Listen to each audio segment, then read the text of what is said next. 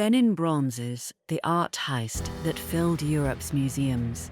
In the heart of West Africa, centuries ago, flourished a kingdom unlike any other, the Kingdom of Benin.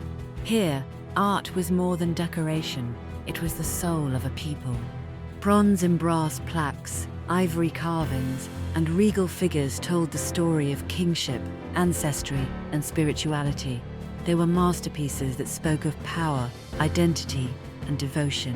But in 1897, that story was shattered. The British Empire launched a violent campaign, the so-called punitive expedition. Benin City was burned to the ground, thousands were killed, and nearly 3,000 treasures of the kingdom were looted, packed into crates, and shipped to Europe. What followed was one of the largest cultural thefts in history. The Benin Bronzes were scattered across the world, auctioned to the highest bidder, displayed in the great museums of London, Berlin, Paris, and New York.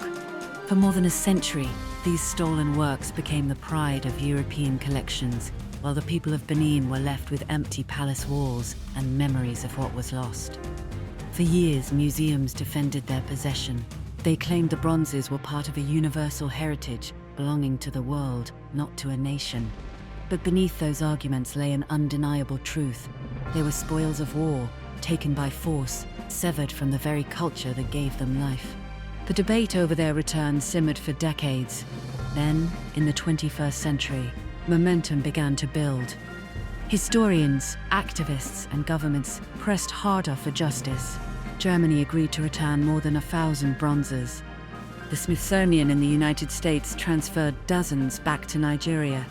And in 2025, the Netherlands made history by returning 119 pieces, the largest single repatriation to date.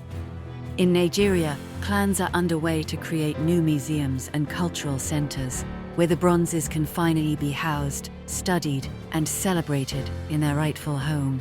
For the people of Benin, their return is more than restitution. It is a reconnection with ancestors, with heritage, with a story interrupted more than a century ago. The Benin Bronzes are not just relics of the past.